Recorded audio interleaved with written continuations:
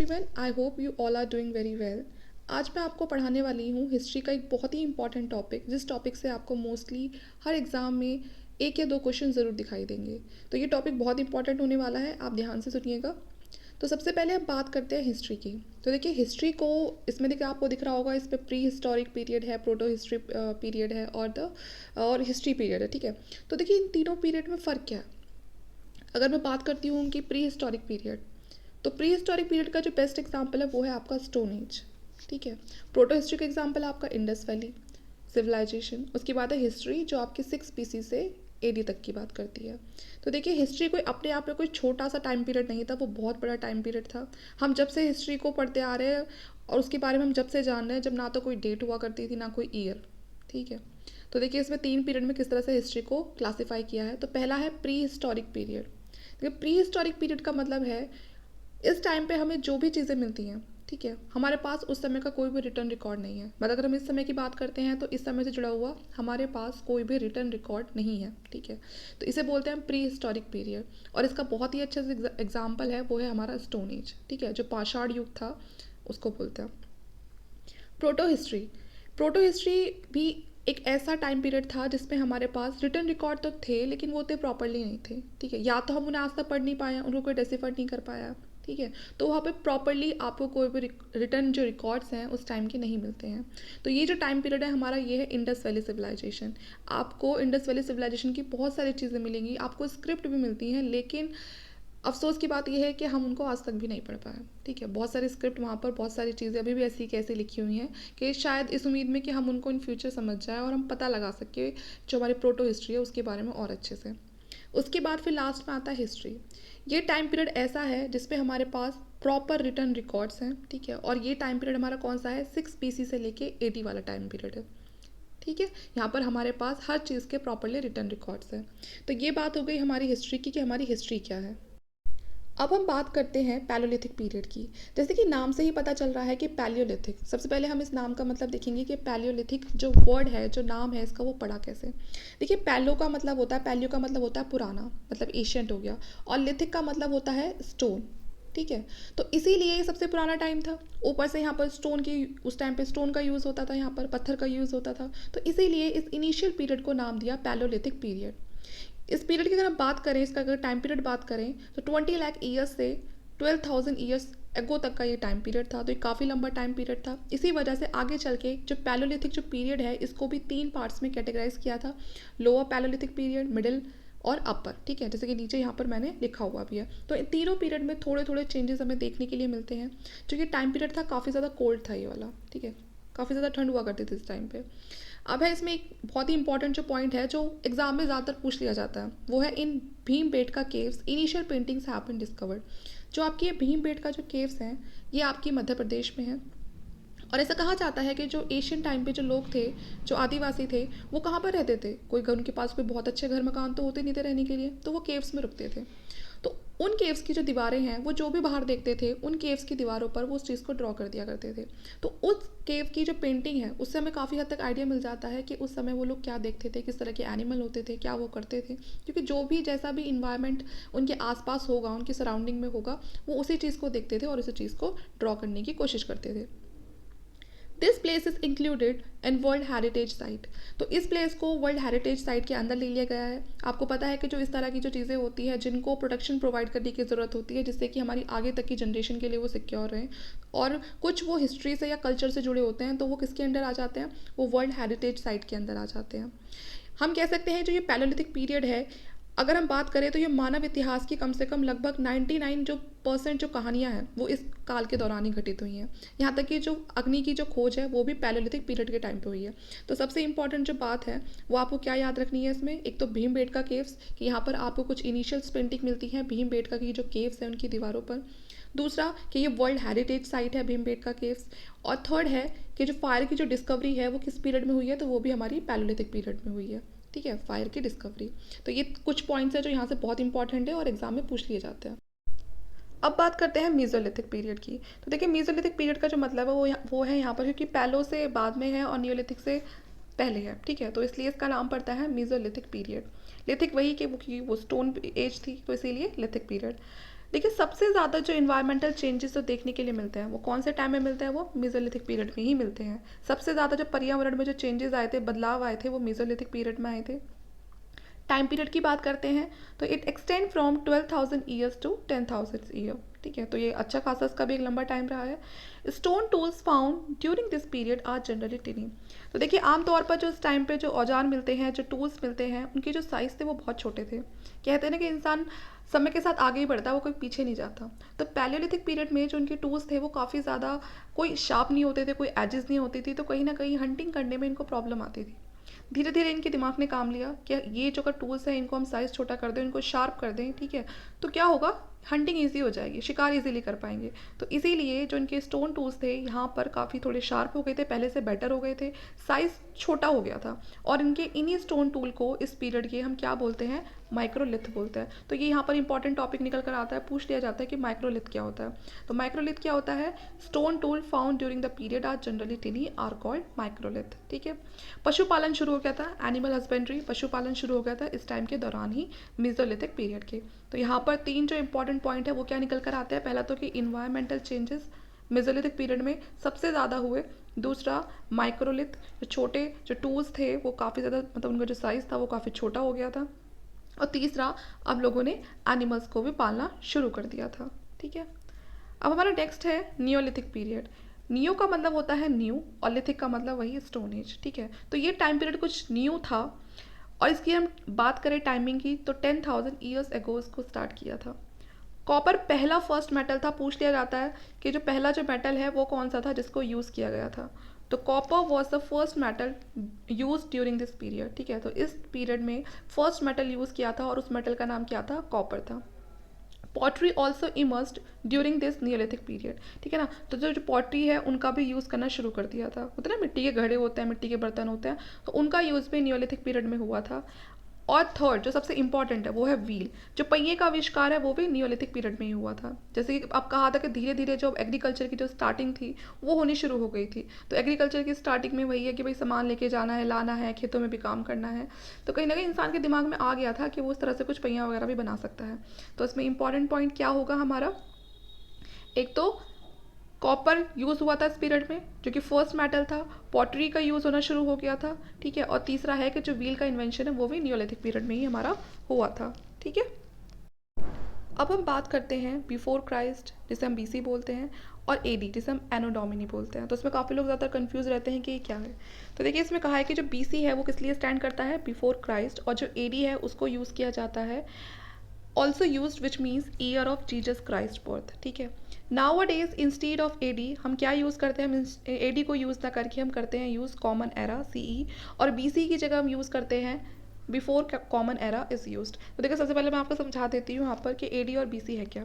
मान के चलिए पहले हमारे पास कोई टाइम तो था नहीं, तो एक टाइम को कब से लिया गया है, जिस साल उनका जीसस क्राइस्ट का बर्थ हुआ था। ठीक है, जीसस क्राइस्ट का बर्थ हुआ था उस साल को हम लेते हैं 0। ठीक है, और फिर जब तक ये, अब जो जीसस क्राइस्ट थे मान लो कि ये पूरे 100 ईयर्स जो अगर ये जी कर गए तो इनका जो वो 0 सेंचुरी जो बनता है पूरा वो 100 ईयर्स का जो 0 सेंचुरी बन जाता है, वहाँ से हम शुरू करते हैं 1 AD। ठीक है, फिर यहाँ से हम शुरू करते हैं 2 AD। ठीक है, और फिर आगे तक ऐसे चलता आ रहा है। और इनके टाइम पीरियड से पहले क्या होता है, जैसे कि हम इसे -1 या -2 ले लें तो ये हो जाता है हमारा बीसी के बिफोर क्राइस्ट, मतलब इनके जन्म से पहले। तो जो जीसस क्राइस्ट का जो बर्थ ईयर है उसको हम 0 कंसिडर करते हैं और उसके 100 साल तक हम उसको 0 सेंचुरी मानते हैं। फिर हमारी शुरुआत होती है हमारी 1 AD 2 AD इस तरह से। ठीक है, तो आप समझ गए होंगे कि कहाँ पर किस तरह से चीज़ें क्या कैसे कैसे यूज़ हो रही है।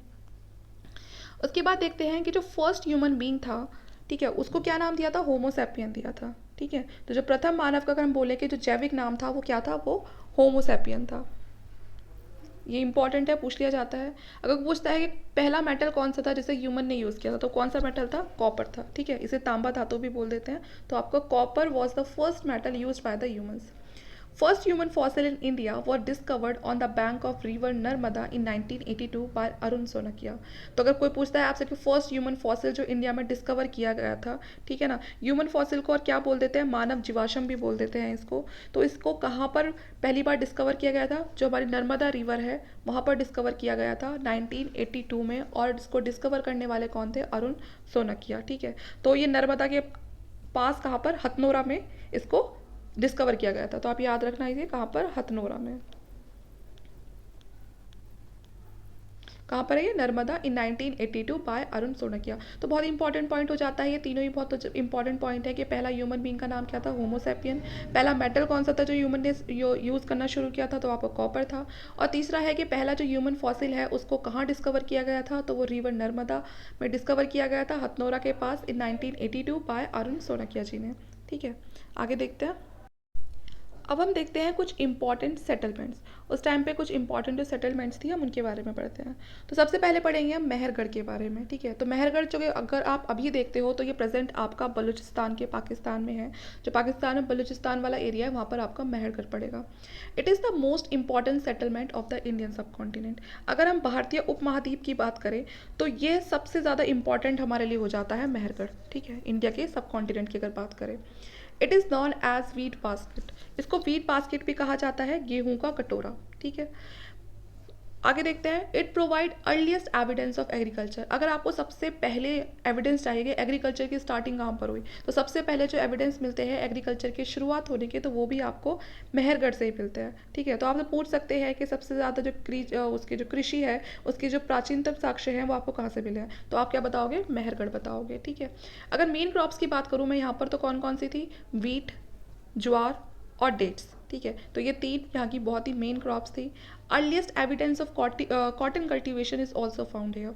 तो जो कॉटन कल्टीवेशन होने के जो सबसे पहले कि कहाँ पर शुरू किया गया था कॉटन कल्टीवेशन, तो उसके भी जो अर्लीस्ट एविडेंस है वो भी आपके मेहरगढ़ से ही मिलते हैं। तो यहाँ पर कौन कौन से इंपॉर्टेंट पॉइंट हुए, सबसे पहला है कि इसको क्या बोला जाता है, तो इसको वीट बास्केट बोला जाता है, गेहूँ का कटोरा। दूसरा क्या है कि जो सबसे पहले एग्रीकल्चर होने के, कृषि होने के साक्ष्य कहाँ से मिलते हैं, तो वो कहाँ से मिलते हैं, मेहरगढ़ से मिलते हैं। सबसे पहले कॉटन कल्टीवेशन के एविडेंस कहाँ से मिलते हैं, तो वो भी मेहरगढ़ से मिलते हैं। और मेन क्रॉप्स कौन सी है यहाँ की, वीट, ज्वार और डेट। ठीक है, आगे देखते हैं। उसके बाद देखते हैं, उसके बाद आता है हमारा बुर्ज़होम कश्मीर। ठीक है, जो बुर्ज़होम जो हमारी साइट है ये बहुत ही इंपॉर्टेंट है और ये आपको कहाँ मिलेगी, ये मिलेगी आपको कश्मीर में। It means place of birch trees. तो यहाँ पर बर्क ट्रीज काफ़ी ज़्यादा होती हैं थी उस समय पे। It was excavated by PK Sharma, De Terra and the Paterson. ठीक है, तो इसका जो उत्खनन का जो अगर हम श्रेय दें तो वो किसको देंगे, पीके शर्मा, डी टेरा और पीटरसन। यहाँ पर आपको पिट ड्वेलिंग जो हाउसेज होते हैं वो देखने के लिए मिलेंगे। ये कैसे होते हैं, ये जो ग्राउंड होता है, जो ज़मीन होती है, उसको खोद के अंदर बनाए जाते हैं। ठीक है, तो इस तरह के आपको उस समय के यहाँ पर रेसिडेंस मिलेंगे, जिसे लोग वहाँ पर क्या बोलते थे, गर्त निवासी बोलते थे। ठीक है, गर्त निवास के जो सबसे ज़्यादा साक्ष्य हैं, पिट ड्वेलिंग को हिंदी में जो बोलते हैं वो गर्त निवास बोलते हैं, इसके सबसे ज़्यादा साक्ष्य हैं वो आपको कश्मीर में देखने के लिए मिलेंगे। ठीक है, domestic dogs were buried along with there masters. तो यहाँ पर जो मनुष्य था, मनुष्य के साथ साथ जो उसके पालतू कुत्तों को भी दफनाया जाता था उसी के साथ। ठीक है, तो मतलब यहाँ पर जो मास्टर हैं और जो उनके डॉग्स होते थे उनकी को साथ में साक्ष्य मिले हैं कि वहाँ पर उन अगर वो किसी वजह से उनकी जो डेथ हो जाती थी तो उनको साथ में दफनाया जाता था। हंटिंग और फिशिंग यहाँ पर दो मेन ऑक्यूपेशन थे। जो लोग सबसे ज़्यादा जो यहाँ पर काम करते थे अपने लिवलीहुड के लिए, वो कौन से दो काम थे, हंटिंग और फिशिंग। बोन टूल्स मिले हैं कुछ कुछ जैसे कि निडल वॉर हो गई। ठीक है, तो ये सब बुर्ज़होम में कुछ जो हड्डियों के जो बने हुए टूल्स होते हैं उनके भी एविडेंस मिले हैं। तो इससे पता चलता है कि वहाँ पर जो लोग थे वो बोन्स वगैरह के टूल बनाया करते थे और उसको वॉर वगैरह में यूज़ करते थे। ठीक है, तो यहाँ पर इंपॉर्टेंट क्या है कि जो बुर्ज़होम कश्मीर है उसको किसने एक्सकेवेट किया, तो किसने किया, पीके शर्मा, डी टेरा और पीटरसन। सेकेंड, यहाँ की जो सबसे जो इम्पॉर्टेंट है जिस पर हमेशा क्वेश्चन बनता ही बनता है वो है कि यहाँ पर पिट ड्वेलिंग जो हाउसेज हैं, ठीक है, जो यहाँ पर पिट ड्वेलिंग मतलब वही जो ग्राउंड को खोद के उसके अंदर घर बनाए जाते हैं, तो वो आपको बुर्ज़होम कश्मीर में दिखाई देंगे। ठीक है, उसके बाद अगर आपसे कोई पूछता है कि मास्टर्स और उनके जो डोमेस्टिक डॉग थे उनको साथ साथ कहाँ पर दफनाया जाता था, तो वो कहाँ पर दफनाया जाता था, वो भी कश्मीर में बुर्ज़होम में। ठीक है, और यहाँ पर अगर कोई पूछता है कि मेन ऑक्यूपेशन क्या था, तो वो था आपका हंटिंग और फिशिंग, और साथ में जो टूल्स थे बोन्स के वो भी यहाँ पर मिलते हैं। ठीक है, अब हम सबसे इंपॉर्टेंट टॉपिक पे मूव करते हैं अपने, वो है हमारा हड़प्पा सिविलाइजेशन। हड़प्पा सिविलाइजेशन जिसे हम इंडस वैली सिविलाइजेशन भी कहते हैं। तो देखिए, सबसे पहले तो मैं अगर आपको बताऊं तो हमें तो यही पता था कि जो हमारी जो शुरुआत है वो वैदिक काल से होती है। ब्रिटिशर्स के आने से पहले किसी को नहीं पता था कि इंडस वैली सिविलाइजेशन भी कोई सिविलाइजेशन रह चुकी है। हमें सिर्फ इतना पता था कि जैसे कि इजिप्ट की सिविलाइजेशन थी, मेसोपोटामिया था, ठीक है, चाइना की अपनी सिविलाइजेशन थी। इंडियन को मतलब इंडिया को या दूसरे लोगों को बाहर भी किसी को नहीं पता था कि यहाँ पर भी एक इतनी ज़्यादा अर्बनाइज्ड जो सिविलाइजेशन है वो रह चुकी है। जब ब्रिटिशर्स आए और उन्होंने जो रेलवे लाइंस थी उनको खोदने का, उनको बनाने का काम किया, तो धीरे धीरे यहाँ से बहुत सारे ऐसे एविडेंस मिले कि जिससे कि जो आर्कियोलॉजिस्ट थे उन्होंने खोज शुरू कर दी अपनी, और उसके बाद पूरी की पूरी जो हड़प्पा सिविलाइजेशन है वो सामने आ गई। तब हमें पता चला कि हमारी हिस्ट्री का कितना इंपॉर्टेंट पार्ट छूट रहा था। तो वही हम इसमें पढ़ेंगे कि जो हड़प्पा सिविलाइजेशन है वो क्या थी। तो हड़प्पा सिविलाइजेशन को इंडस वैली सिविलाइजेशन भी कह देते हैं, क्योंकि ये कहाँ पर थी, ये बिल्कुल इंडस के किनारे पर थी, तो वहाँ पर इंडस थी, तो इसीलिए इसको नाम दे दिया इंडस वैली सिविलाइजेशन। आर्कियोलॉजिस्ट एक टर्म यूज़ करते हैं कल्चर, ठीक है। तो कल्चर यहाँ पर एक ऐसी संस्कृति को वर्ड दिया गया है, ठीक है, कि मतलब एक ऐसा समूह होता था कि जिसकी भी कोई पुरानी वस्तु, ठीक है, उसकी कुछ विशिष्ट जो शैली होती है, कि मतलब उसकी जो कुछ अपनी विशिष्ट चीज़ें होती हैं, उन सब चीज़ों को मिला के, क्योंकि देखो जो हड़प्पा सिविलाइजेशन है वो आपको कोई छोटे से एरिया में तो मिला नहीं है, एक बहुत बड़े एरिया में आपको हड़प्पा सिविलाइजेशन से जुड़ी हुई बहुत सारी चीज़ें मिली हैं। तो उन चीज़ों का जो कलेक्शन था, ऑब्जेक्ट था, उनके अपने जो डिस्टिंक्ट स्टाइल थे, ठीक है, उसको आर्कियोलॉजिस्ट ने एक टर्म दिया, एक नाम दिया कल्चर, ठीक है, क्योंकि वो उनका कल्चर था। आगे देखते हैं। That are usually found together within a specific geographical area and period of time. ये हमें अलग अलग पीरियड ऑफ टाइम पे मिला है, ठीक है, और साथ में इसका जो जोग्राफिकल एरिया है वो कोई छोटा नहीं था, वो काफ़ी बड़ा एक जोग्राफिकल एरिया था। It is named after Harappa, the first site where this unique culture was discovered. Indus Valley civilization का जो नाम है, इसको हमने हड़प्पा सिविलाइजेशन नाम क्यों दिया, क्योंकि यहाँ पर जो पहली सिविलाइजेशन, पहली जो सिटी थी, या जो हम सिटी नहीं कहेंगे, जो पहली जो साइट थी वो हमें हड़प्पा से ही मिली, ठीक है। तो इसीलिए इस सिविलाइजेशन का जो नाम है वो हड़प्पा सिविलाइजेशन रख दिया। यहाँ से हमें एक बहुत ही यूनिक कल्चर डिस्कवर किया गया, जिससे कि हमें इस सिविलाइजेशन के बारे में काफ़ी चीज़ें पता चली। देखिए ये मैप है, ठीक है, इसमें आप देख लेते हैं, मैंने आपको जो भी साइट्स पढ़ाई हैं वो सारी इसमें गिवन है कि कौन सी साइट कहाँ पर है। तो हमने पहले क्या पढ़ा था, मेहरगढ़ पढ़ा था। तो ये मेहरगढ़ है जो कि अभी फ़िलहाल अभी ये बलूचिस्तान जो पाकिस्तान में है वहाँ पर है। उसके बाद हमने बुरज़होम पढ़ा जो कि हमारा कश्मीर में है। ये हमारी भीमबेटका केव्स हैं जो कि हमारी मध्य प्रदेश में है, ठीक है। ये बहुत सारी ऐसी साइट्स हैं जो कि कुछ पैलियोलिथिक या कुछ नियोलिथिक्स हैं, ठीक है। इधर हमारा बे ऑफ बंगाल है, ये हमारा अरेबियन सी है, ठीक है, ये हमारा चिरांद है। तो ये बहुत सारी साइट्स ऐसी हैं जो बहुत इंपॉर्टेंट है, तो आप इनको याद रखिएगा मैप से कि कौन सी साइट कहाँ पर है। ये छोटा सा एक नोट है जो इंपॉर्टेंट है आपके लिए, आपको याद रखना। पहला है, पूछ लेते हैं कि फादर ऑफ इंडियन आर्कियोलॉजी कौन थे। तो फादर ऑफ इंडियन आर्कियोलॉजी की बात करें तो अलेक्जेंडर कनिंगम, ये फर्स्ट डायरेक्टर जनरल थे आर्कियोलॉजिकल सर्वे जिन्होंने इंडिया में करवाया था। जो इंडिया में आर्कियोलॉजिकल सर्वे ऑफ इंडिया था उसके फर्स्ट डायरेक्टर जनरल थे ये, ठीक है। इनका बड़ा इंटरेस्ट था आर्कियोलॉजी में, तो इनको फर्स्ट डायरेक्टर जनरल बनाया गया था। कौन थे ये, अलेक्जेंडर कनिंगम, और इन्हीं को क्या बोलते हैं, फादर ऑफ इंडियन आर्कियोलॉजी बोलते हैं। तो ये बहुत ही इंपॉर्टेंट पॉइंट हो जाता है आपके लिए कि आपको याद रखना ही रखना है। There were earlier and later cultures often called early Harappan, ठीक है। तो जो कि कुछ अर्ली और कुछ जो लेटर कल्चर्स मिलते हैं उनको हम क्या बोलते हैं, उनको हम अर्ली हड़प्पा बोलते हैं, कि अर्ली हड़प्पा के कल्चर्स है जो अर्लियर हैं, और जो थोड़ा बाद में मिलते हैं, है ना, वो लेटर कल्चर्स हो जाते हैं। दोनों का टाइम पीरियड दिया हुआ है जिससे कि पता चल जाए कि हम किसकी बात कर रहे हैं, हम शुरुआती दौर की बात कर रहे हैं या आखिरी दौर की बात कर रहे हैं। उसके बाद है the Harappa civilization is sometime called the mature Harappan culture, distinguish it from this culture. तो जो हड़प्पन सिविलाइजेशन है उसको हम मैच्योर हड़प्पन कल्चर भी बोलते हैं, और उसका जो टाइम पीरियड है वो है हमारा 2350 से लेके 2000 BC तक, ठीक है। तो इसको इसके कल्चर के हिसाब से डिफाइन किया गया है कि ये अर्ली हो जाएगा, ये लेट हो जाएगा, ये मैच्योर हो जाएगा। तो वहाँ से जिस तरह की जो चीज़ें मिली हैं उसके हिसाब से इसको इन अलग अलग टाइम पीरियड में डिवाइड कर दिया है। हालांकि ये वाली चीज़ें एग्जाम में नहीं आती हैं, लेकिन फिर भी आपको पता होना चाहिए। मोस्ट इंपॉर्टेंट फीचर की अगर हम बात करें हड़प्पा सिविलाइजेशन की, तो वो है अर्बनाइजेशन, ठीक है। अर्बनाइजेशन का मतलब होता है नगरीकरण। It was the first instance of urbanisation in Indian subcontinent. अगर इंडियन सब कॉन्टिनेंट की बात करें तो वैदिक काल तक भी सब कुछ कैसा था, एकदम सब कुछ रूरल जैसा होता है ना, तो गांव का एरिया होता है, सब कुछ वैसा था। लेकिन ये जो सभ्यता थी ये वैदिक काल से भी बहुत साल पहले की थी, और उसके बाद भी अर्बनाइज थी। अब हम इसमें देखेंगे कि तो कि कैसे जो रिसर्चर है उन्होंने इसको अर्बनाइज बोल दिया, क्योंकि इसमें बहुत सारी चीज़ें ऐसी मिली हैं जो जैसे ये शहरों में चलती हैं, ठीक है। जब लोग बहुत ज़्यादा डेवलप्ड हो जाते हैं तभी वो इस तरह की जो चीज़ें होती हैं उनका यूज़ करते हैं। तो अगर आपसे कोई पूछता है कि जो सबसे बड़ी जो खास बात है हड़प्पा सिविलाइजेशन की वो क्या है, तो वो है उनका नगरीकरण, अर्बनाइजेशन, ठीक है। वहाँ पर सिटीज़ होती थी, ठीक है। तो अब देखते हैं कि उनका शहरीकरण कैसा था, नगरी व्यवस्था जो थी उनकी वो कैसी थी। जो सेटलमेंट थी उनकी, उन्होंने उनको दो सेक्शन में डिवाइड किया हुआ था, एक तो स्मॉलर थी और दूसरी हायर, ठीक है। तो यहाँ पर कैसे होते थे, दो तरह के, अगर हम इनको बोले दो सेक्शन, तो ये दो तरह के टीले होते थे, है ना। जो नगर था उसको दो टीलों में विभाजित किया हुआ था, एक था वेस्टर्न साइड पे और दूसरा था उसके अपोजिट साइड में, ठीक है।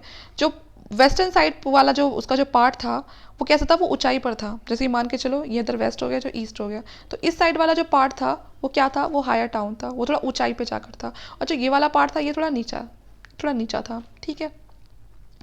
ऐसा कहा जाता है कि जो ऊंचाई वाला जो हिस्सा था, ठीक है ना, वहाँ पर कौन रहते थे, वो हायर कास्ट के लोग रहते थे, ठीक है ना। जो ऊंचे वर्ग के लोग थे वो कहाँ रहते थे, वो यहाँ पर रहते थे, ठीक है। और जो उसका दूसरा वाला जो निचला वाला भाग था, वहाँ पर कौन रहते थे, आम लोग रहते थे, ठीक है ना, जो कॉमन पीपल होते थे वो रहते थे, ठीक है। तो इसीलिए उसको क्या बोलते थे, हायर टाउन बोलते थे और इसको लोअर टाउन बोलते थे। जो दोनों ही पार्ट थे वो इनक्लोज थे किससे, बिग ब्रिक्स से। ऐसा नहीं था कि जो हायर वाले हैं वो एक बहुत अच्छे घर मकान है उनके पक्के, ठीक है, और जो ये है ये कोई झुग्गी झोपड़ी पर नहीं। घर दोनों के किससे बने हुए थे, बेक्ड ब्रिक से बने हुए थे, ठीक है। तो कहीं ना कहीं इससे हमें क्या पता चल रहा कि कहीं ना कहीं वहाँ पर भी उस टाइम पर भी थोड़ा रिच और जो पुअर वाली जो चीज़ थी वो चलती थी, ठीक है। दोनों ही हिस्सों की जो चार दीवारी थी, मैंने आपसे बता ही दिया, वो दोनों की जो की हिस्से की जो चार दीवारियाँ हुआ करती थी वो पकी हुई ईंटों से बनी थी, वो बेक्ड ब्रिक से बनी थी, ठीक है। आगे देखते हैं। Citadel was mostly fortified in some places, even Lower Town was fortified at some places. Elite and ruling class decided on citadel. तो जैसे कि मैंने आपको बता ही दिया, जो ये पार्ट था, जो इसका जो नगरीकरण था, इसको हम सीटाडल बोलते थे, क्योंकि इसका जो कुछ पार्ट था वो ऊपर जाके बना हुआ था और कुछ पार्ट था जो नीचे पे था, तो इस पूरे चीज़ को हम सीटाडल बोलते थे। ये काफ़ी ज़्यादा फोर्टिफाइड हुआ करता था, चारों तरफ से घिरा रहता था दीवारों से। कुछ ही एरिया ऐसे थे कि जहाँ पर ठीक है कि फोर्टिफाइड नहीं है, ठीक है। जो इलाइट और जो रूलिंग क्लास थी वो कहाँ रहती थी, वो सीटाडल पे रहती थी। कहाँ पर रहती थी, सीटाडल पे, जो उसका अपर वाला जो पार्ट था। रूलिंग क्लास आपको पता ही है जिसकी वहाँ पर चलती थी, जैसे कि आजकल होता है रूलिंग पार्टी होती है, तो उस टाइम पे भी रूलिंग क्लास होती थी, ठीक है। जो अमीर लोग थे वो सीटाडल पे रहते थे, जो ऊंचा वाला पार्ट था। उसके बाद आ जाओ लोअर टाउन। लोअर टाउन में क्या थी, रेसिडेंशियल बिल्डिंग थी जो लोगों के लिए थी, जैसे ये कॉमन पीपल थे। Harappa civilization were more extensive than contemporary civilization of Egypt and Mesopotamia. जो हड़प्पा सिविलाइजेशन थी वो काफ़ी ज़्यादा एक्सटेंसिव थी, और वो किससे एक्सटेंसिव थी, देखो उस समय और भी सिविलाइजेशन थी जैसे कि इजिप्ट की और मेसोपोटामिया की, तो हम कैसे कहते हैं, हड़प्पा सिविलाइजेशन थी वो उनसे भी आगे थी, ठीक है। Harappa was bronze age civilization. Harappa में जो सबसे ज़्यादा जो यूज़ हुआ है वो किसका हुआ है, वो ब्रॉन्ज का इस्तेमाल हुआ है, ठीक है, वो ब्रॉन्ज का इस्तेमाल हुआ है। बल्कि जो दूसरे जो अदर सिविलाइजेशन थे, इजिप्ट के, मेसोपोटामिया के, वहाँ पर क्या यूज़ हो रहा था, वहाँ पर कॉपर मेटल का यूज़ हो रहा था। तो अगर ये भी पूछ लेते हैं कि हड़प्पा कौन सी मेटल को यूज़ करता था, तो वो ब्रॉन्ज एज को यूज़ करता था, ठीक है। और जो कि जो बाकी जो दूसरे सिविलाइजेशन थे दुनिया के, जिसमें हमारा इजिप्ट आ रहा है, मेसोपोटामिया आ रहा है, तो वहाँ पर कॉपर मेटल का इस्तेमाल होता था। 1826 में जो चार्ल्स मेसन थे वो पहले पर्सन थे जिन्होंने सीटाडल को डिस्कवर किया था। तो देखो ये तो मैंने आपको बता दिया कि सीटाडल होता क्या, ठीक है। लेकिन काफ़ी साल बाद जब, क्योंकि ये सारे वर्क किसके अंडर चल रहा था, ब्रिटिशर्स के अंडर चल रहा था, तो जो सीटाडल को जो डिस्कवर करने वाले थे वो किसने किया था, 1826 में चार्ल्स मेसन ने इसको डिस्कवर किया था। तो ये इंपॉर्टेंट पॉइंट है कि सीटाडल को डिस्कवर किसने किया था। कुछ एक्सेप्शन देख लेते हैं। तो ये तो हमने बता दिया कि हड़प्पा सिविलाइजेशन में सीटाडल हुआ करता था, लेकिन अगर हम बात करते हैं धोलावीरा की, तो इसको तीन पार्ट्स में डिवाइड किया हुआ था। देखो हर जगह तो क्या बताया, दो पार्ट में, लेकिन धोलावीरा में तीन पार्ट्स में सेपरेट किया गया था। और जो चनहुतारो था वहाँ पर तो आपको सीटाडल ही नहीं मिलेगा, तो ये एक्सेप्शन है। तो एक्सेप्शन भी पूछ लेते हैं कि हड़प्पा सिविलाइजेशन के कुछ एक्सेप्शन बताओ जहाँ पर आपको सीटाडल या तो कुछ अलग तरीके से देखने के लिए मिलता है, या फिर सीटाडल वहाँ पर है ही नहीं। तो धोलावीरा का आप एग्जाम्पल देंगे जिसको तीन पार्ट्स में डिवाइड किया हुआ था, और जो चनहुतारो है वहाँ पर तो सीटाडल थे ही नहीं। जो यहाँ पर रोड्स थी वो ग्रिड पैटर्न पे थी, और सबकी सब इंटरसेक्ट करती थी 90 डिग्री पे। ऐसा नहीं था कि कुछ भी रोड बना दिए कहीं से भी कुछ भी रास्ते निकाल दिए, नहीं, वो प्रॉपर 90 डिग्री पे इस तरह से इंटरसेक्ट थी, ठीक है, बहुत ही प्रॉपर रोड बनी हुई थी। अगर हाउसिंग पैटर्न की बात करें तो डोर और विंडोज़ है ना, जो जनरली वो कहाँ पर ओपन होते थे, वो पीछे की गलियों में खुलते थे, ठीक है। वहाँ पर ऐसा नहीं था कि एकदम फ्रंट में खुल रहे हैं, वो पीछे की गलियों में खुलते थे। और कहीं ऐसा होता होगा कि कुछ रोड्स पर खुलते थे, बहुत ही कम थे ऐसे। एक्सेप्शन की बात करें तो जो लोथल में जो विंडो थी, जैसे कि मैंने आपको बताया कि सारी विंडो ज़्यादातर कहाँ थी, वो पीछे खुलती थी, पीछे जो गली की साइड खुलती थी वो हमेशा, ठीक है। लेकिन लोथल में क्या था, लोथल में जो विंडोज़ थी वो मेन रोड पर खुलती थी। तो ये क्वेश्चन बन सकता है कि जो लोथल में जो विंडोज़ थी वो कहाँ पर खुलती थी, पीछे की साइड या फिर मेन रोड पर। तो आप बताओगे मेन रोड पर। ज़्यादातर घरों में कुएं देखने के लिए मिले हैं, ठीक है। और all the settlement had granaries, जैसे कि छोटे, जैसे वो होता है ना गोडाउन होता है कि अपने खाने को स्टोर करना है, तो हर घर में एक छोटे छोटे से हम कह सकते हैं गोडाउन जैसे थे जिस पर वो अपने खाने को स्टोर करके रखते थे। ठीक है। अब देख लेते हैं इनका ड्रेनेज सिस्टम कि जो पानी की सुविधा थी वो कैसी थी, जल निकासी कैसी थी इन लोगों की। तो drain from each house was connected to the drain in the street. ठीक है। तो हर घर से जो भी पानी निकलता था वो प्रॉपरली जो गली में से जो नाली होकर जो निकलती थी, ठीक है, वो सारा का सारा बिल्कुल प्रॉपरली निकलता था, ऐसा नहीं था कि ऐसे ही रोड पे बह रहा है। ठीक है। उसके बाद है कि drain walk covered with a stone slab, खुली नालियाँ नहीं होती थी, सबकी सब स्टोन स्लैब से कवर होती थी। अब आप आज भी देख लो, आज भी इतनी तो सुविधाएं आज भी अवेलेबल नहीं होती हैं, गांव में जाके देख लो तो बहुत सारी नालियाँ अभी भी खुली होती हैं। ठीक है। लेकिन उस समय उन लोगों ने अपनी जो एक कह सकते हैं कि हाइजीन का इतना ज़्यादा ख्याल रखा हुआ था। ठीक है। Inspection hole were made at frequent intervals on the drain, और अगर वो जो नालियाँ थी अब देखो बंद कर रखी है तो हो सकता है कल या परसों या कुछ दिन बाद वो ब्लॉक हो जाए, तो इसीलिए उनको ईजिली साफ किया जा सके तो इसलिए इंस्पेक्शन होल भी बना रखे थे थोड़ी थोड़ी दूरी पर ड्रेन में। ठीक है। तो हर मकान में अपना शौच हुआ करता था। ठीक है। और ऐसा भी होता था कि अगर दूसरी मंजिल पे से कोई किसी ने वॉशरूम वगैरह बना दिया या कुछ भी पानी बना दिया तो वो जो पाइप्स थे ना वो दीवार के अंदर से होते हुए आते थे और नीचे स्ट्रीट में जाके जो स्ट्रीट के जो अपने ड्रेन एरिया थे वहाँ पर जाके चले जाते थे। आप मान सकते हो कि जैसे कि आजकल होता है ना, हम सेकंड फ्लोर पे बना देते हैं वॉशरूम बना देते हैं तो हमारी जो पाइपलाइन होती है वो वॉल के अंदर ही फिट होती है। ठीक है। तो उस टाइम पर भी इस तरह की चीज़ें हम बोल सकते हैं कि थी। ठीक है। तो सफाई का बहुत ही अच्छे से उस समय ध्यान रखा जाता था। अब रिलीजन की बात करते हैं। It is based on worship of female deities. तो उस समय जो अगर हम बात करें कि पूजा पाठ वाली अगर बात करें तो किसकी पूजा करते थे, तो वहाँ पर वो मातृ देवी की पूजा करते थे। ठीक है। However, a seal containing a figure of cross-legged yogic surrounded by animal has been regarded as the depiction of proto Shiva was discovered at Mohenjodaro. लेकिन हम बात करें हमें मोहनजोदारो से एक पशुपति शिव की भी एक मूर्ति मिलती है जो कि क्रॉस लेग एक योगिक पोजीशन में बैठे हुए हैं और जिनको एनिमल्स ने आसपास से घेरा हुआ है। ठीक है। तो अगर आपसे कोई पूछता है कि ये जो आपको जो प्रोटो शिवा की जो मूर्ति है ये कहाँ से मिलती है, तो ये आप कहाँ बताओगे, ये आपको मोहनजोदारो से मिलती है। ठीक है। और कैसे बैठी हुई है, क्रॉस लेग योगिक पोजीशन में बैठे हुए और आसपास इनके एनिमल्स है। ठीक है। उस समय पीपल की जो पेड़ होता है, नदी, मगरमच्छ, सूर्य, सर्प, इन सब की पूजा की जाती थी। असली जो मतलब ये था जैसे कि आजकल होता है ना, बहुत सारे देवी देवताओं को माना जाता है, हम उनकी मूर्तियों की पूजा करते हैं। उस समय ज़्यादातर लोग थे वो नेचर को वर्शिप करते थे। नेचर से उनको जो भी मिलता था वो उस चीज़ की वर्शिप करते थे, नेचर को थैंक यू बोलने के लिए। ठीक है। तो जो उनकी हमें सील्स मिलती हैं उस पर भी हमें ट्री के, रिवर के, क्रोकोडाइल, स्नेक है ना, इन सब की हमें पिक्चर्स मिलती है देखने के लिए। ठीक है। अगर हम पुल की बात करूं तो ये एक काफ़ी ज़्यादा उस समय एक ऐसा एनिमल था जिसको ना काफ़ी ज़्यादा माना जाता था, काफ़ी पशु पवित्र इसको, सॉरी हाँ, पवित्र पशु इसको माना जाता था। ठीक है। और जो इस पशु के जो अवशेष हैं वो कहाँ से मिलते हैं, मोहनजोदाड़ो से भी मिलते हैं, हड़प्पा से मिलते हैं और कालीबंगन से मिलते हैं। कि मतलब जो हम पुल है ये आपको इन सब जगह पे ये उस समय होता होगा। ठीक है। तो इसीलिए इसके जो साक्ष्य हैं वो आपको मोहनजोदाड़ो, हड़प्पा, कालीबंगन सब जगह से मिलते हैं। सब animal such as one horn animal often called unicorn, आपको वहाँ पर एक चीज़ के साक्ष्य और मिलेंगे उनकी सील पे जो कि वन हॉर्न एनिमल था, एक सींग वाला जानवर था जिसको यूनिकॉर्न बोलते हैं। ठीक है। तो ये भी आपको उनकी सील पर देखने के लिए मिलेगा। अब देखो सील पर वो उसी एनिमल की फ़ोटो तो बनाएंगे ना जिसको वो देखते होंगे उस समय, तो हम इससे आइडिया लगा सकते हैं कि उस समय वो इस तरह के जो एनिमल्स थे उनको देखने के लिए मिलते थे।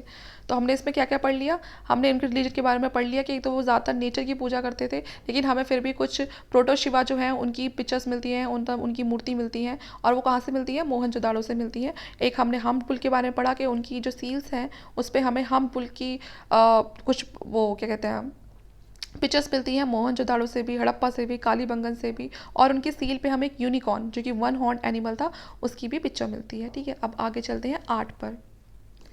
उस समय 1000 of seals were discovered from the soil, तो हमें उस समय की बहुत सारी सील्स मिलती हैं उस जगह से जो कि स्टेटाइट की बनी होती थी। ठीक है। स्टेटाइट जो मोहरें थी वो सेल खड़ी की बनी होती थी। स्टेटाइट को क्या बोलते हैं, सेल खड़ी बोलते हैं। दीज आर जनरली रेक्टेंगुलर, और इनकी जो शेप थी वो ज़्यादातर कैसी होती थी, वो रेक्टेंगुलर शेप की इनकी सील्स होती थी। इससे बहुत ही ब्यूटीफुल फिगर्स होती थी एनिमल्स की, जिसमें यूनिकॉर्न बुल भी था, राइनोसोरस भी था, टाइगर था, एलिफेंट था, बाइसन था, गॉड, बफेलो। तो वही जो चीज़ वो देखते थे उसको वो उन सील्स पे बना दिया करते थे। मेनली जो इन सील का जो पर्पस था, जैसे कि आजकल रुपया होता है तो पर्पस क्या होता, कमर्शियल पर्पस होता था, तो यहाँ पर भी वो कमर्शियल पर्पस के लिए उसको यूज़ करते थे। The seal convey to identity of the sender, और उससे जो सेंडर है उसकी आइडेंटिटी का भी पता चलता था। ठीक है, तो यहाँ पर अगर आपसे कोई पूछता है कि वो सील्स किस चीज़ की बनी होती थी, तो स्टेटाइट की बनी होती थी। बहुत ही ब्यूटीफुल फिगर्स होती थी उन पे एनिमल की, जैसे कि यूनिकॉर्न हो गया, जितने भी एनिमल दिए हुए हैं। और बेसिकली ये कमर्शियल पर्पज़ के लिए यूज़ होती थी या फिर आइडेंटिटी पर्पज़ के लिए यूज़ होती थी। Black and red ware is found in Harappa site. तो कुछ आपको लाल और काले मृत भाषण भी, मतलब ये जो होता है ना वेयर होता है, ये बर्तन थे, तो आपको कुछ ब्लैक और रेड वेयर्स मिलेंगे हड़प्पा साइट पे। ठीक है, इनको पेंट किया जाता था। अंदर से ये पेंट होते थे ब्लैक, और जो बाहर से होते थे वो होते थे रेड। ठीक है ना, जो रेड क्ले होती थी उससे इनको पेंट किया जाता था बाहर से। ज्योमेट्रिक एनिमल डिज़ाइन, कुछ लाइनों से, कुछ लाइन का यूज़ कर करके कुछ एनिमल डिज़ाइन बनाए जाते थे उस समय के जो बर्तन होते थे बाहर से, उनको डेकोरेट करने के लिए। ठीक है, अब बात करते हैं स्क्रिप्ट की। तो देखिए स्क्रिप्ट कैसे हुआ करती थी, स्क्रिप्ट होती थी उनकी पिक्टोग्राफिक स्क्रिप्ट। ज़्यादातर मेनली उनको लिखना नहीं आता था, तो वो लिपि चित्रात्मक होता है जो जिसपे पिक्चर्स बनाई जाती हैं उसको यूज़ करते थे। और ये पिक्चर्स पे लगभग उनके 16 अक्षर होते थे, मतलब हम कह सकते हैं कि 16 अलग अलग तरह की पिक्चर्स होती थी। ठीक है, और स्क्रिप्ट होती थी बुस्ट्रोफैडन स्क्रिप्ट होती थी, जिसमें वो ज़्यादातर ऑल्टरनेट लाइन को यूज़ करते थे अपोजिट डायरेक्शन में, उनकी इस तरह से कुछ स्क्रिप्ट होती थी जो लेफ्ट टू राइट लिखते थे। ठीक है ना, लेफ्ट टू राइट लिखते थे और फिर वापस से राइट टू लेफ्ट लिखते थे। तो इस तरह की उनकी कोई स्क्रिप्ट थी जिसका वो यूज़ करते थे। मेनली पिक्टोग्राफिक स्क्रिप्ट होती थी जिसमें कि 600 साइंस होते थे। Indian scholars associated with the study of Harappa, तो बहुत सारे जो इंडियन स्कॉलर थे जो इसकी स्टडी से जुड़े थे, इस स्क्रिप्ट की स्टडी से जुड़े थे। कुछ सक्सेसफुल भी हो जाते हैं इनकी स्क्रिप्ट को आइडेंटिफाई करने में, कुछ नहीं भी होते हैं। हड़प्पन स्क्रिप्ट का अगर हम बात करें तो जिन्होंने इस पर काम किया है उनमें से तीन बहुत इंपॉर्टेंट है, SR राव, BB लाल और महादेवन। तो तीनों के नाम याद रखना बहुत ज़रूरी है कि तीनों इंडियंस थे। तो SR राव, BB लाल और Mahadevan. All though the script remain undeciphered to date, लेकिन बहुत सारी स्क्रिप्ट ऐसी है अभी भी जो अभी तक भी अनडेसिफर्ड है, उसको हम अभी तक भी डेसिफर नहीं कर पाए हैं। हमें नहीं पता कि उन स्क्रिप्ट के थ्रू वो लोग क्या कहना चाहते थे, क्या लिख रहे थे। तो अभी भी बहुत सारी जो स्क्रिप्ट है वो अनडेसिफर्ड है। अब बात करते हैं उनके पॉलिटिकल सिस्टम की। तो देखिए जो उनका पॉलिटिकल जो सिस्टम था वो काफ़ी ज़्यादा, हम कह सकते हैं कि एक विद्वान केंद्रीकरण था। ठीक है, परंतु व्यवस्था किस प्रकार की थी इस बारे में विद्वान एक मत नहीं है। मतलब जो बहुत सारे लोगों ने रिसर्च करी है, सब लोग ना अपनी अलग अलग बातें बताते हैं, लेकिन वो सब ना जब एक साथ देखते हैं तो बहुत ही अलग अलग चीज़ें हो जाती हैं। तो इसीलिए हम बता बता पूरी तरह से प्रॉपरली नहीं बता सकते हैं। ठीक है, उनके जो हथियार थे वो बहुत हल्के होते थे, बहुत ही लाइट वेट होते थे, और वो ज़्यादा ना इसका यूज़ भी नहीं करते थे। तो सिंगल स्टेट होता था। ठीक है, given the similarity in artifacts, क्यों पता चल रहा है, क्योंकि जो ज़्यादातर जो आर्टिफैक्ट्स मिले हैं जगह जगह से वो एक जैसे होते थे। अब सोचो अगर लोग अलग अलग ग्रुप्स पर रहेंगे वहाँ तो अलग अलग कल्चर देखने के लिए मिलता है, लेकिन वहाँ ज़्यादातर एक जैसा मिला है, तो कहीं ना कहीं उनको जो गाइड करने वाले जो लोग थे वो भी एक ही थे। ठीक है, और काफ़ी ज़्यादा प्लेन सेटलमेंट्स मिलती हैं। जो ब्रिक्स का जो बनाने का जो रेशियो था वो भी क्या मिलता है, एक स्टैंडर्डाइज रेशियो होता है, और हर जगह ना थोड़ा सेम ही मिलता है। जो वेपन्स थे मैंने बता दिया लाइट वेट थे, और उनको इतने ज़्यादा वो वॉर वगैरह में यूज़ नहीं करते थे। तो ये उनका पॉलिटिकल सिस्टम था। तो ये था कि हंसी खुशी से रह रहे थे वो लोग, कोई ज़्यादा लड़ाई झगड़ा नहीं, कोई कुछ नहीं। ज़्यादातर जो ध्यान था वो किस पर था, अपने आप को आगे बढ़ाने में, डेवलपमेंट पे ध्यान था। अब देखते हैं हड़प्पा का जो ट्रेड और इकोनॉमी कैसी थी, वो लोग ट्रेड करते थे या नहीं करते थे, उनकी इकोनॉमी कैसी चल रही थी। तो अब बात करते हैं उनके इंटरनल और साथ में एक्सटर्नल ट्रेड की, क्योंकि इंटरनल ट्रेड भी ज़रूरी था और एक्सटर्नल ट्रेड भी ज़रूरी था। तो और उनके दोनों ही ट्रेड बहुत अच्छे से डेवलप थे। ठीक है, इंटरनल ट्रेड भी करते थे और दूसरे देशों के साथ वो एक्सटर्नल ट्रेड भी करते थे। In Sumerian text Harappa was referred as Meluhha. अब हमें पता कैसे चलता है कि इंटरनल ट्रेड हो रहा था या एक्सटर्नल ट्रेड हो रहा था या नहीं हो रहा था, क्योंकि देखो जो दूसरे, अब देखो इंडस के तो हमारे पास इतने ज़्यादा जो रिटर्न रिकॉर्ड्स है वो नहीं है, और जो है भी तो हमें पता नहीं चल रहा कि उनमें क्या लिखा हुआ है। लेकिन जो दूसरी जो सिविलाइजेशन थी, जो सुमेरियन टेक्स्ट है, दूसरी जो सिविलाइजेशन है, उनकी सिविलाइजेशन के जो टेक्स्ट है उसमें हड़प्पा का जिक्र है, और उस समय वो हड़प्पा को क्या बोलते थे, मेलुआ बोलते थे। ठीक है, तो उस मेलुआ को पढ़ के हमें पता चलता है कि वो इंडिया की बात कर रहे हैं, वो हड़प्पा सिविलाइजेशन की बात कर रहे हैं। वैदिक लिटरेचर में हड़प्पा को क्या बोलते थे, हरिपुआ बोलते थे। ठीक है, तो आपको याद रखना है कि हड़प्पा का जो टेक्स्ट है, सॉरी, जो सुमेरियन का जो टेक्स्ट है उसमें हड़प्पा को मेलुआ बोलते थे, और जो वैदिक का जो टेक्स्ट है उसमें हड़प्पा को हरिपुआ बोलते थे। ईरानियन ने एक नेम दिया था इंडिया को, सिंधन। क्यों दिया था? क्योंकि यहाँ पर कॉटन की बड़ी अच्छी प्रोडक्शन थी, और कॉटन की प्रोडक्शन कहाँ पर होती थी? वो सिंधु रिवर पर होती थी। सिंधु को इंडस रिवर भी बोलते हैं, तो इसीलिए ईरानियन ने इसको क्या नाम दिया था? इसको सिंधु नाम दिया था, क्योंकि यहाँ पर कॉटन की कल्टीवेशन बहुत अच्छी होती थी। कौन सी रिवर पे? इंडस रिवर पे। तो इंडस को वो लोग इंडस नहीं बोल पाते, तो उन्होंने वो सिंधु बोल दिया। ठीक है। जो चनहुताड़ो है वो किस लिए फेमस है? तो देखो, चनहुताड़ो कहाँ पर है? एक तो आपका लोथल पर है, ठीक है। और ये फेमस किस लिए था? अपनी बीड मेकिंग के लिए बहुत ज़्यादा फेमस था, ठीक है। यहाँ पर बीड मेकिंग बहुत ज़्यादा की जाती थी। आगे देखते हैं। अगर आप बात करते हैं हड़प्पा के लोगों की, तो जो हड़प्पा के जो लोग थे ना, जो सैंथव जो लोग थे, वो शाकाहारी और मांसाहारी दोनों प्रकार के भोजन करते थे, जिसमें गेहूँ, जौ, चावल, तिल, दाल, बाजरा, मटर, सफ़ेद चना, कपास की खेती सब आती थी। तो शाकाहारी भी थे और ये मांसाहारी भी थे, ठीक है। बता दिया चैनोदाड़ो में क्या था, वो अपनी बीड मेकिंग के लिए बहुत फेमस था। अब बात करते हैं एक्सटर्नल ट्रेड की। एक्सटर्नल ट्रेड देखिए कैसे होता है। इट वॉज फ्लरिशिंग विद तिलमुन, मकन, मगन एंड मेसोपोटामिया। तो ये जगह के नाम दिए हुए हैं, ठीक है। तो यहाँ से सब जगह से इनका अपना अच्छा खासा ट्रेड चल रहा था, ठीक है। इराक की भी कुछ साइट्स थी जहाँ से जो हड़प्पा सील्स हमें मिलती हैं। अब देखो, हड़प्पा की सील्स हमें कहाँ से मिलेंगी? जहाँ पर उनका ट्रेड होता होगा, क्योंकि वो साथ में अपनी कुछ सील्स वगैरह भी दे आते होंगे, है ना। या यहाँ पर वो लोग आते होंगे ट्रेड के लिए, तो उनके पास यहाँ से अपनी कुछ सील्स चली जाती होंगी। तो ये कुछ एरियाज़ है कि जहाँ से पता चलता है, क्योंकि वहाँ पर हड़प्पा की सील्स मिलती हैं। और ऐसा नहीं कि वहीं से मिलती हैं, यहाँ पर इंडिया में भी बहुत सारी सील्स उस एरिया की मिलती हैं। तो इससे पता चलता है कि आपस में ट्रेड तो होता था, ठीक है। और काफ़ी अच्छा ट्रेड वहाँ पर फ्लरिश कर रहा था इंडिया और हड़प्पा और जो वहाँ के एरियाज़ हैं उनके बीच में काफ़ी अच्छा ट्रेड मिला है, क्योंकि बहुत सारी सील्स मिली हैं। हड़प्पा वर मेनली वेजिटेरियंस से मैंने आपको बता दें कि जो हड़प्पा वाले थे वो क्या थे? वो ज़्यादातर वेजिटेरियंस थे, जिसमें कि ये सारी वीट, राइस, सीरियल, बाजरा, ज्वार, पी, कॉटन, ये सब चीज़ें उनके क्रॉप्स में और फूड आइटम में आती थी। अब उनकी मेन सेटलमेंट की बात करते हैं, जो हमारी इंपॉर्टेंट है। सबसे पहली है जो है हमारी माउंट कुमारी। तो ये ज़िला है हड़प्पा का, जो कि पंजाब पाकिस्तान में पड़ता है, ठीक है। तो अब देखो, जो हड़प्पा है इसकी जो खोज है, जो इसका उत्खनन है, वो किसने किया? तो वो किया दयाराम साहनी ने। बहुत ही इंपॉर्टेंट पॉइंट हो जाता है कि जो हड़प्पा है उसका उत्खनन किसने किया, उसको एक्सकेवेट किसने किया? तो वो किया दयाराम साहनी ने। और डेट तो और भी इंपॉर्टेंट है, 1921। अगर हम दूसरे एक्सकेवेटर्स की बात करते हैं इस साइट पर जो आए, वो थे मॉरिटाइम व्हीलर और M.V. वत्स, ठीक है। तो ये दो नाम भी आप याद रखोगे, लेकिन दयाराम साहनी का नाम तो आप ज़रूर याद रखोगे। अगर आपसे कोई पूछता है कि जो हड़प्पा है साइट है वो कौन सी रिवर पर है, ये ज़्यादातर पूछे जाते हैं क्वेश्चन कि एक्सकेवेट किसने किया, कौन सी रिवर पर है, तो आप बताओगे रावी रिवर पर है, ठीक है। यहाँ पर जितनी भी जो बिल्डिंग्स बनती हैं मिली हैं, मतलब जो लोकेटेड थी, वो कहाँ पर थी? आउटसाइड द सीटाडल एरिया, ठीक है ना, सीटाडल एरिया, ठीक है। इमारत, टीले, ऊपरी नगर सब सब बाहर स्थित थे, ठीक है। मेजर बिल्डिंग वर ग्रैनरी। तो जैसे कि हमने बताया भी कि यहाँ पर जो मेजर जो बिल्डिंग है उसमें ग्रैनरी काफ़ी थी। ग्रैनरी क्या थी? जहाँ पर आप खाना स्टोर करके रख सकते हो, ठीक है। आपका जो फूड था, जैसे ये गोडाउन होता है ना, उस तरह से, ठीक है। वर्कर रूम्स भी होते थे, वर्किंग फ्लोर्स भी होते थे। आपको यहाँ पर वेल्स नहीं मिलती है इस वाले एरिया में। पढ़ा था ना हमने कि ज़्यादातर क्या होता है, जो इंडस वैली सिविलाइजेशन में ज़्यादातर घरों में वेल्स है, लेकिन जो हड़प्पा वाला जो एरिया है वहाँ पर जो घर है, वहाँ पर उनके घरों के अंदर कुएँ नहीं मिलते हैं, ठीक है। HR37 pair the name given to the grave yard.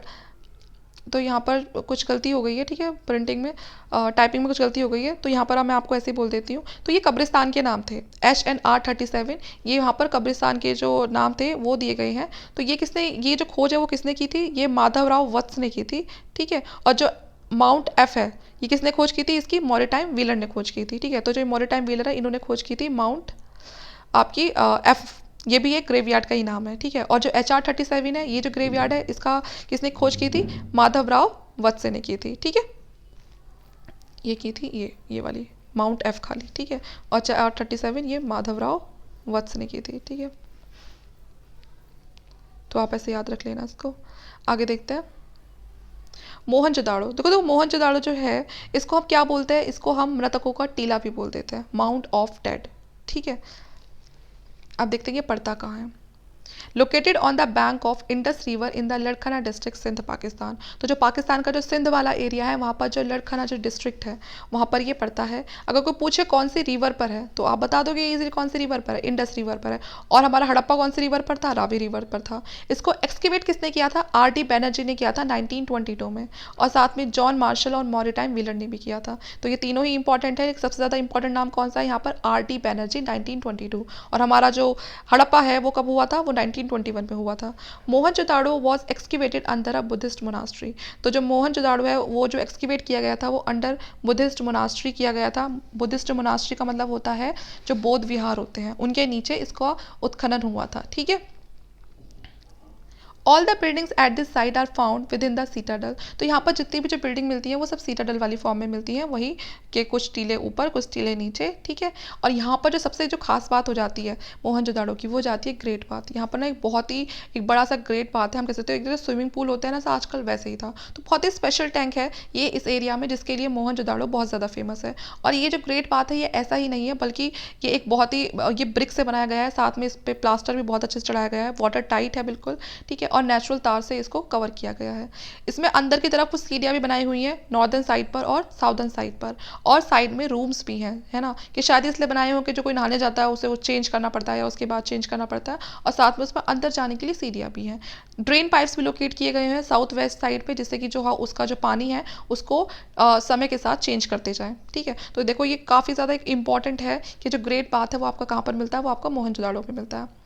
जो ग्रेनरी का जो नाम था वो किसने दिया था, मॉरिटाइम व्हीलर ने दिया था। और सबसे बड़ी बिल्डिंग है ये हड़प्पा सिविलाइजेशन की। तो अगर आपसे कोई पूछता है कि हड़प्पा सिविलाइजेशन की सबसे बड़ी बिल्डिंग कौन सी है, तो आप क्या बताओगे, ग्रेनरी। ग्रेनरी मैंने आपको बता दिया, ग्रेनरी क्या थी, जहाँ पर ये अपना अन्न वगैरह जो था वो स्टोर करके रखते थे। जो ब्रॉन्ज की बनी हुई एक डांसिंग गर्ल का जो स्टैचू है वो भी कहाँ पर मिलता है, वो भी आपका मोहनजोदाड़ो में ही मिलता है। तो ये याद रखना है ये चीज़ें मिलती कहाँ है। तो ग्रेनरी भी कहाँ मिलती है, ग्रेनरी हो गया, ग्रेट बाथ हो गया, और ये तांबे से बनी हुई जो ये डांसिंग करती हुई जो डांस करती हुई जो लड़की है वो भी कहाँ मिली है, मोहनजोदाड़ो मिली है। और एक ना स्टैचू मिला है, एक प्रिस्ट है उसका स्टैचू है, उसमें बहुत ही अच्छे से ना बियर्ड रखी हुई है। ठीक है। तो ये भी कहाँ पर मिलता है, ये भी आपका मोहनजोदाड़ो से ही मिलता है। एक कॉटन का क्लॉथ भी मिला है। ठीक है। तो वो भी मोहनजोदाड़ो से मिला है। और जो ये बियर्ड वाली जो प्रिस्ट की जो मूर्ति है ये स्टेलाइट की बनी हुई है। तो ये सारे पॉइंट्स आपको याद रखने हैं। A seal shows a seated figure of Yogi surrounded by 4 animals. तो मैंने आपको बताया था कि योगी की एक फिगर भी मिली है, योगी फिगर, कि जिसमें एक इंसान है वो योगी वाली पोजीशन में बैठा हुआ है।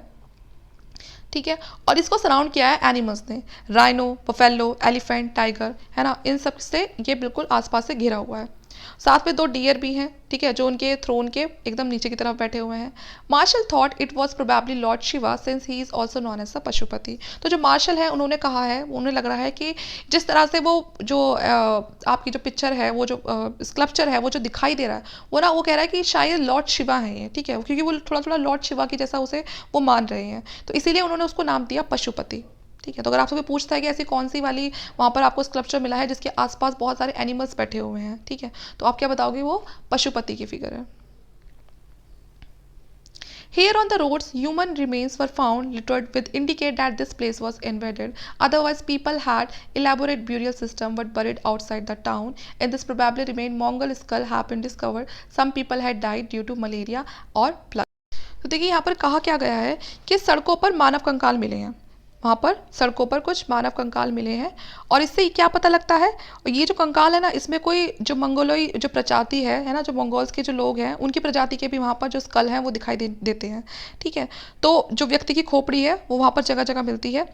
विद्वानों का मत है कि अचानक से कोई हमला हुआ और उसमें इन लोगों की मौत हो गई, क्योंकि जो ये जो कल्चर था, ये जो सिविलाइजेशन थी, इसमें दफनाने की विधिवत प्रक्रिया होती थी, लोगों को अच्छे से दफनाया जाता था। लेकिन अब जो ये इस तरह के जो ह्यूमन रिमेन्स मिल रहे हैं सड़कों पर, तो इससे ये आइडिया लगा रहे हैं कि शायद बाहर से कोई अटैक हुआ था और इसलिए ये लोग मर गए, या फिर कुछ लोग इसलिए मर गए कि शायद वहाँ पर कोई बीमारी फैल गई, कोई मलेरिया या प्लग जैसी कोई बीमारी फैल गई। ठीक है। तो इस तरह के उन्होंने जो रिसर्चर्स हैं, आर्कियोलॉजिस्ट हैं, उन्होंने अपने मत दिए हैं।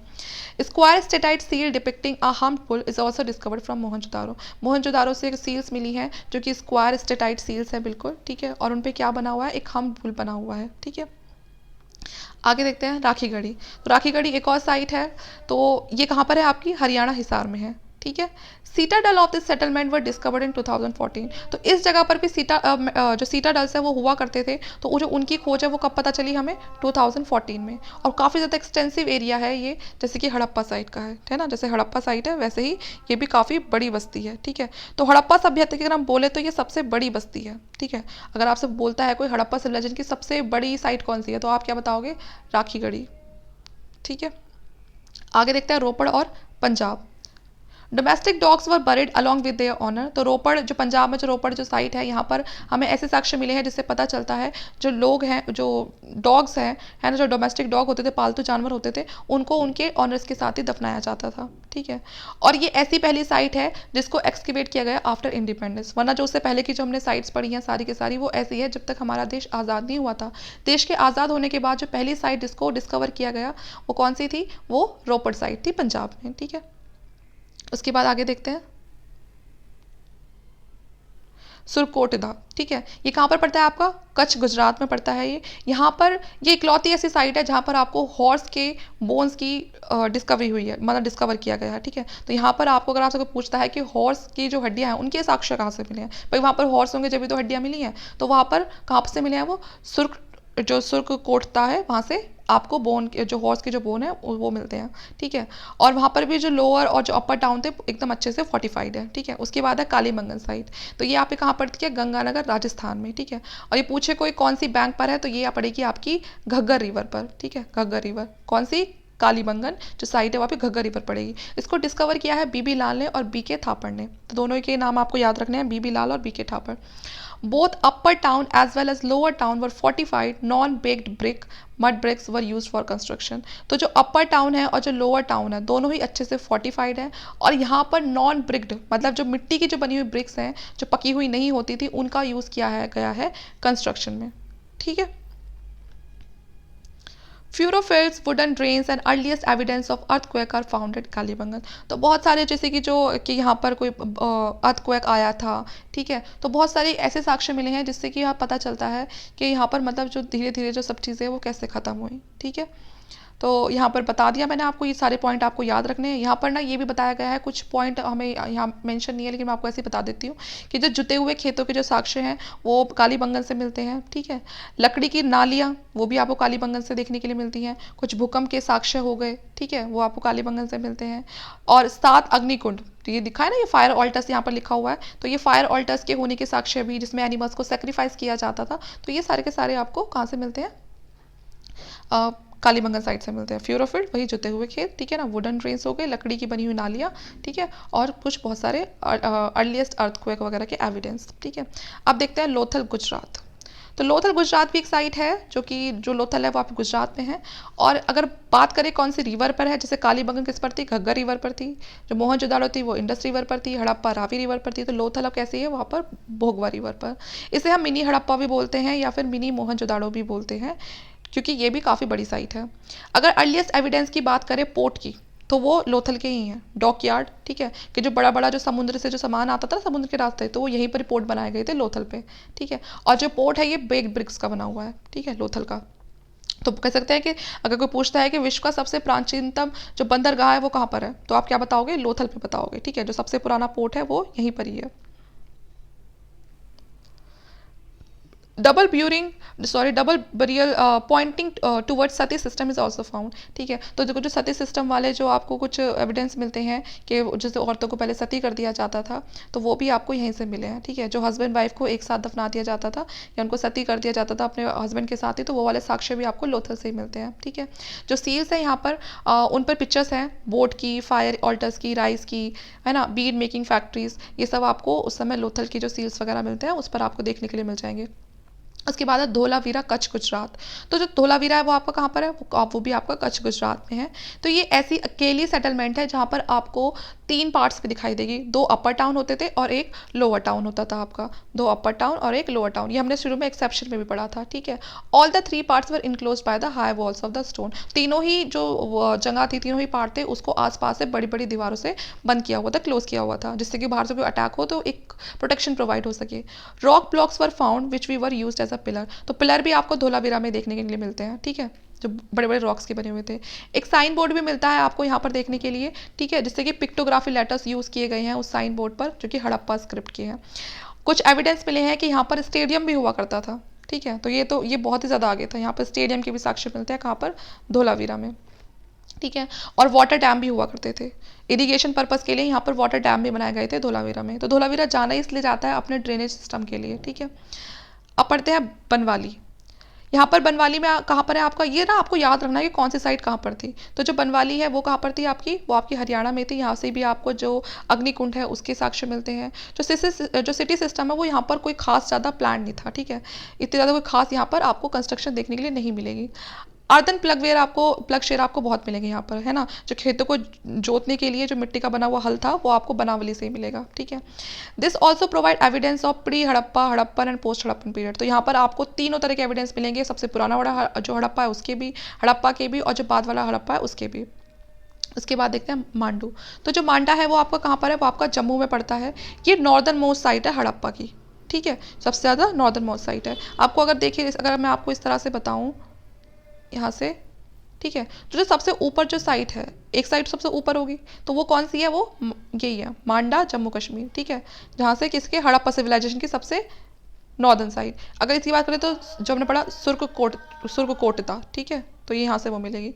नीचे की बात करें तो दैमाबाद, ठीक है, ये आपकी महाराष्ट्र पड़ेगी, और इधर आलमगीरपुर जो आपका यूपी में पड़ेगा। तो ये जो पॉइंट है, सबसे ऊपर जो नॉर्दर्न पॉइंट है वो मांडा है, सबसे नीचे जो साउदर्न पॉइंट है वो दैमाबाद महाराष्ट्र में है, सबसे वेस्टर्न पॉइंट आपका सुरकोटदा है जो कि आपका कच्छ गुजरात में है, और सबसे जो ये ईस्ट पॉइंट है आपका आलमगीरपुर जो कि आपका उत्तर प्रदेश में है। तो अगर आप बात करें कोई, जो मांडा है वो कौन से रिवर पे सिचुएटेड है, तो वो आपकी चेनाब रिवर पे सिचुएटेड है, ठीक है। दैमाबाद मैंने बता दिया, ये साउदर्न मोस्ट साइड है आपकी सिविलाइजेशन की, ठीक है। रोजड़ी कहाँ पर है, ये गुजरात में है। यहाँ से आपको एविडेंस मिलते हैं एलिफेंट के, ठीक है, कुछ प्री हड़प्पा के भी, कुछ पोस्ट हड़प्पन साइड के भी मिलते हैं। चनहुदाड़ो आपकी कहाँ पर है, ये आपकी पाकिस्तान सिंध प्रोविंस में है, और citadel was not found at this site, और यहाँ पर आपको कोई सीटाडल देखने के लिए नहीं मिलता है। भगवानपुर ये आपका कहाँ पर है, हरियाणा में है। कॉपर और ग्लास की जो बैंगल्स है वो आपको यहीं से डिस्कवर होती है, भगवानपुरा से। तो यह याद रखना कि जो कॉपर और जो ग्लास की जो चूड़ियाँ थी वो कहाँ से मिलती है, वो भगवानपुरा हरियाणा से मिलती हैं। फिर है सुर्ख गेंदर, ये आपका है बलूचिस्तान पाकिस्तान में। ये आपकी मेजर, हाँ सॉरी, वो ऊपर मैंने आपको गलत बता दिया, ये जो इधर जो साइट है सबसे ज़्यादा जो वेस्टर्न में, वो आपकी क्या है, सुक्ता गेंद्र, ठीक है। अगर मैं प्रोनाउंस नहीं कर पा रही हूँ सही से तो उसके लिए प्लीज़ सॉरी, आप स्पेलिंग से समझ जाना। तो ये आपका वेस्टर्न कोस्ट पर है, ठीक है। It is the westernmost site of the Harappa civilization. तो ये आपकी वेस्टर्न सबसे जो वेस्ट साइड में जो साइट है वो आपकी यही है। अब कुछ ऐसे पॉइंट्स पढ़ते हैं जिनके बारे में आपको पता होना चाहिए। After independence most of the site were discovered इन गुजरात। सबसे ज़्यादा इंडिपेंडेंस के बाद जो साइट्स मिलती हैं वो गुजरात में ही मिलती हैं। एक होता है स्वास्तिक सिंबल, आप सबको पता हो स्वास्तिक सिंबल, जो कि हमारे रिलीजन से काफ़ी ज़्यादा जुड़ा हुआ है, वो आपको हड़प्पा सिविलाइजेशन में भी देखने के लिए मिलता है। तो अगर आपसे कोई पूछता है कि कौन सा सिंबल है जो आपको हड़प्पा सिविलाइजेशन में देखने के लिए मिलता है, तो वो कौन सा है, वो आपका स्वास्तिक सिंबल है। In Harappa deads were buried but in Mohenjodaro deads were burn on fire. तो जो हड़प्पा है, हड़प्पा में क्या था कि जो डेड बॉडीज़ है उनको दफनाया जाता था, लेकिन मोहनजोदाड़ो में उनको जलाया जाता था। तो ये याद रखना है कि हड़प्पा में क्या किया जाता था, दफनाया जाता था, और मोहनजोदाड़ो में उनको जलाया जाता था। अब हम कुछ साइट्स के बारे में और देख लेते हैं। जो आपकी कुनाल है वो साइट आपकी कहाँ है, वो आपकी हिसार में है, और ये सिल्वर क्राउन मिला था यहाँ पर, ठीक है, सिल्वर क्राउन। हिसार मैंने आपको कहाँ बताया, हरियाणा में है। एक है कुंतसी, ये गुजरात में है, यहाँ पर आपको कॉपर बैंगल्स मिलती हैं। आलमगीरपुर आपको मेरठ में यूपी में, और ये आपका ईस्टर्न मोस्ट सेटलमेंट है। रंगपुर गुजरात में, और यहाँ पर आपको एविडेंस मिलते हैं राइस के, कि यहाँ पर चावल हुआ करते थे। अब हम कुछ साइट पढ़ेंगे और किसने उनको एक्सकेवेट किया उनके बारे में पढ़ेंगे। तो पहला है देखो हड़प्पा। हड़प्पा को किसने एक्सकेवेट किया था, दयाराम साहनी ने किया था 1921 में।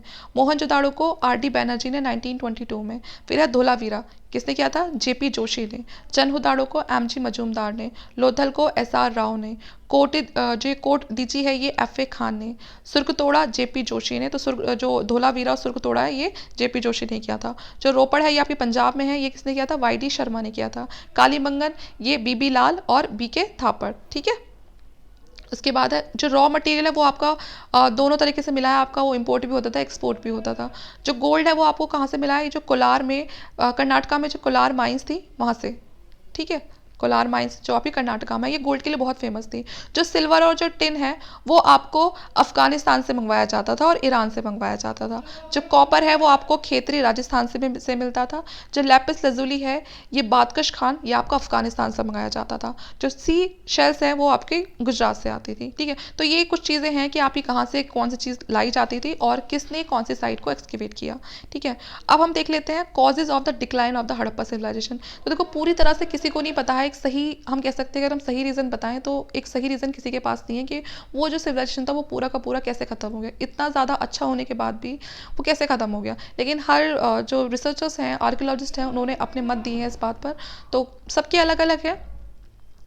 तो पहला है कि फ्लड और अर्थक्वेक, एक रीज़न दिया है कि वो फ्लड और अर्थक्वेक की वजह से ख़त्म हुई है। तो वो जो रीज़न है वो किसने दिया है, राइक और एम.आर. साहनी ने, कि उनका मानना है कि कोई बाढ़ आई होगी या कोई अर्थक्वेक आया होगा, उसमें वो पूरा का पूरा जो सिविलाइजेशन था वो ख़त्म हो गया। कोई कहता है कि बाहर से अटैक हुआ, तो वो किसने कहा, मोरटाइम व्हीलर ने कहा कि शायद बाहर से अटैक हुआ होगा, क्योंकि बहुत सारी वहाँ पर स्कल हमें मिलते हैं। ठीक है, तो ये यहाँ पर, और गॉर्डन जो चाइल्ड है उन्होंने भी आपका यही कहा कि जो इन्वेजन की वजह से ख़त्म हुआ। अब हम देखते हैं मेगालिथ्स क्या होते हैं, ये आपका लास्ट पॉइंट, आखिरी टॉपिक है इसमें, कि मेगालिथ्स क्या थे। ये आपको साउथ इंडिया में मिलते हैं। साउथ इंडिया में क्या था, जब डेड बॉडी होती थी उसको दफनाने के बाद क्या करते थे, उसके आसपास, जैसे कि डेड बॉडी दफना दी यहाँ पर, उसके आसपास टूल्स रख दिया करते थे, ठीक, वेपन्स रख दिया करते थे, पॉटरीज रख दिया करते थे, सॉरी, उस डेड बॉडीज़ के साथ उन सब चीज़ों को भी रखते थे। ठीक है, मतलब ये था कि उनको, उनका मानना था कि जब इस इंसान का अगला जन्म होगा ना तो उसको ये सब चीज़ें काम आएंगी, उसकी जहाँ भी वो अगली दुनिया में जा रहा है वहाँ पर उसको ये चीज़ें काम आएंगी, तो इसलिए उसके साथ वो टूल्स, वेपन, उससे जुड़ी जितनी भी चीज़ें होती थी सब दफना दिया करते थे। जो ग्रेव्स होती थी, अब बाद में उसको क्या करते थे, ऐसे करके इंसर्कल कर दिया करते थे बड़े बड़े स्टोन रखकर। ठीक है, तो इसी स्ट्रक्चर को मेगालिथ बोलते हैं। ठीक है, तो अगर आपको पूछता है कि मेगालिथ क्या है, कि डेड बॉडीज़ को उसकी बिलोंगिंग के साथ दफना दिया जाता था, और दफनाने के बाद उसके ऊपर बड़े बड़े स्टोन से ऐसे गोला सा बना दिया जाता था, तो उसी को बोलते हैं मेगालिथ। कि बहुत ज़्यादा कहाँ पे चलता था, साउथ इंडिया में, डेक्कन वाले एरिया में, नॉर्थ ईस्ट में, कश्मीर में। ठीक है, और कम से कम ये जो प्रैक्टिस है ये 3000 साल पहले तक चली है। जो डेड बॉडीज़ हैं उनको बरिड किया जाता था ब्लैक और रेड पोटकीज़ के साथ, जो बड़े बड़े मिट्टी के घड़े होते हैं ब्लैक और रेड। ठीक है, कुछ आयरन टूल्स रखे जाते थे, हॉर्स के रिमेन भी मिले हैं यहाँ तक कि, है ना, और जो गोल्ड ऑर्नामेंट्स है वो भी रखी जाती थी। ठीक है, तो इन डेड बॉडीज़ के साथ हमें ये सब चीज़ें मिलती हैं। तो यहाँ पर ये पूरा का पूरा आपका मैंने कवर कर दिया है, जिसमें आपका पूरा इंडस वैली सिविलाइजेशन कवर हो चुका है। और इसमें आपका एनसीईआरटी, बाकी जो और जो इंपॉर्टेंट जो बुक्स होती हैं, ठीक है, इसमें आपके सारे फैक्ट्स कवर हैं, कुछ भी नहीं छूटा है। देखो, सब चीज़ें एक साथ तो कवर नहीं हो सकती, लेकिन मोस्टली चीज़ें आपकी इस वीडियो में कवर हो चुकी हैं। ज़्यादातर क्वेश्चन अगर आप इसको पढ़ लोगे तो आप मोस्टली क्वेश्चन आप कर पाओगे। ठीक है, तो यहाँ पर अगर आपको वीडियो अच्छा लगता है तो प्लीज़ लाइक कीजिएगा, शेयर कीजिएगा, कोई भी प्रॉब्लम आती है तो आप कॉमेंट करके पूछ सकते हैं। Thank you so much.